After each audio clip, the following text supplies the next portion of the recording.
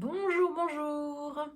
Aujourd'hui, j'ai le plaisir de vous présenter le tome 2 du roman Tant que le café est encore chaud de Toshikazu Kawaguchi peut-être, qui s'intitule Le café du temps retrouvé.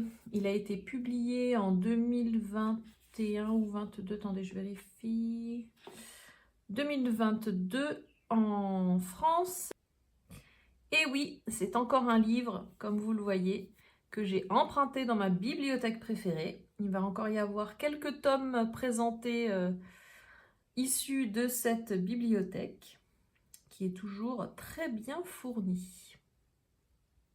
Je suis heureuse de vous présenter ce tome 2, parce que j'avais eu un coup de cœur pour le tome 1, et quand j'ai appris qu'il y avait plus de 5 ou 6 tomes, le dernier étant sorti cette année, en 2026, j'étais très heureuse. Quand j'ai commencé le roman, dès la page 1, on est à nouveau plongé dans le café, et à l'évocation du nom Funicula, j'ai eu des frissons partout, dans le haut du corps, les épaules et le cou, et j'ai ressenti de la pure joie de me retrouver dans l'univers de ce café, dans la simplicité des mots, de la vie, des épreuves de la vie, tout en évoquant des sujets parfois pas si simples. Et donc c'était, je vous montre, le Funicula est là. Et déjà, rien que sur la première page, je me suis replongée dans l'écriture de cet auteur que j'aime beaucoup. On retrouve ici bien les codes du tome 1, de Tant que le café est encore chaud. Je vais vous mettre à nouveau la vidéo par ici. Donc l'histoire se situe quelques années après la fin du tome 1, avec la même trame. Donc il y a 4 nouvelles au travers desquelles on suit l'histoire de 4 personnages extérieurs au café, mais en même temps qu'il nous faut comprendre davantage l'histoire du café lui-même et des protagonistes qui travaillent dans ce café. Et encore une fois, c'est là que c'est fort pour moi, parce que vous pourriez me dire, bah ouais, ben, ça va être ennuyant de lire la même trame. Oui, mais en fait non, parce que l'auteur est suffisamment malin pour que finalement l'histoire du personnage de chaque chapitre, donc qui est extérieur au café, devienne presque moins intéressante que l'histoire que l'on va découvrir à propos du café et des personnes qui y travaillent. Ou des personnes qu'on a côtoyées dans le tome 1. Parce que oui, il y a des clins d'œil au tome 1. Dans ce tome, on va même avoir un petit indice sur l'identité de la dame en blanc. Et c'est un indice auquel je ne m'attendais pas du tout. Et je crois que ça a fait partie des éléments qui m'ont tenu en haleine jusqu'à la fin du tome 2. Voilà. Encore une fois, c'est un livre que j'ai eu beaucoup de facilité à lire. C'est pas très épais. C'est écrit assez gros. Et puis comme c'est réparti en nouvelles, ça va assez vite pour lire l'histoire. Et en plus, dans les chapitres, il y a des petits cafés. Je trouve ça trop mignon. Bon, c'est pour la partie bling bling. Autre élément intéressant, et il ne me semble pas que c'était présent dans le tome 1, je n'arrive plus à m'en souvenir en tout cas, mais une fois dans le café, on peut donc essayer d'aller dans le passé, comme dans le tome 1, et il y a tout un tas de règles qu'il faut respecter pour ne pas revenir trop vite dans le présent ou rester coincé dans le passé. Et surtout, toujours la règle de on ne peut pas modifier le passé en donnant des informations aux personnes que l'on va voir. Mais du coup, dans ce tome, il est précisé aussi qu'on peut aussi aller dans le futur, même si l'issue d'aller dans le futur est beaucoup plus aléatoire.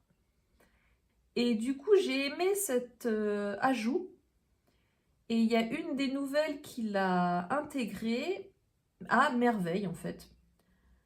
Parce que dans le passé, en fait, la personne qui est visitée n'a quelque part pas le choix de la personne qui la visite. Et c'est une surprise, puisque la personne vient du futur et qu'elle ne sait pas que cette personne va venir la voir. En revanche, quand on va dans le futur, quelque part, la personne qu'on va voir a le choix, puisque la vie est passée, il y a eu des décisions qui ont été prises. Et du coup, quand on va voir quelqu'un dans le futur, il n'y a pas que la personne qui va visiter qui a le choix de ce qui va se passer. Finalement, on se rend compte que la personne qui est visitée a le choix aussi, en fait. Et du coup, ça devient plus intéressant parce que il n'y a plus comme un acteur et une personne à qui on impose quelque part cette visite. Mais là, du coup, les deux deviennent acteurs de leur destinée, de leur histoire. Donc j'ai trouvé ça génial, en fait, et hyper malin. Du coup, ça invite aussi à la réflexion de, effectivement, qu'est-ce qu'on ferait éventuellement à leur place? Qu'est-ce que ça veut dire aussi pour les relations qui sont décrites dans ce livre? Et puis, ce que j'ai aimé aussi, et je crois que c'est ce que j'aime dans ce livre, c'est qu'il est court. C'est divisé en 4 nouvelles. Oui, il faut quand même suivre l'histoire si on veut effectivement avoir l'histoire au long cours. Suivre les tomes aussi si on veut avoir l'histoire au long cours. Mais au final, si on ne devait lire qu'un seul tome, on ne serait pas perdu parce que ce sont quand même des nouvelles indépendantes, même si elles sont codépendantes. Elles sont quand même indépendantes l'une des autres et c'est possible de lire le roman sans avoir lu les autres histoires. Il y a des choses sur lesquelles ce ne serait pas forcément très clair, notamment la description des personnages qui travaillent dans le café. Néanmoins, ça se lit facilement et c'est ça que j'aime avec ce livre, c'est que ça se lit facilement, c'est léger. Et j'étais en train de chercher tout au long de la lecture qu'est-ce que j'allais vous dire, qu'est-ce que j'allais présenter, pourquoi ce livre m'inspirait tellement. Et en fait, j'ai eu la réponse à la fin.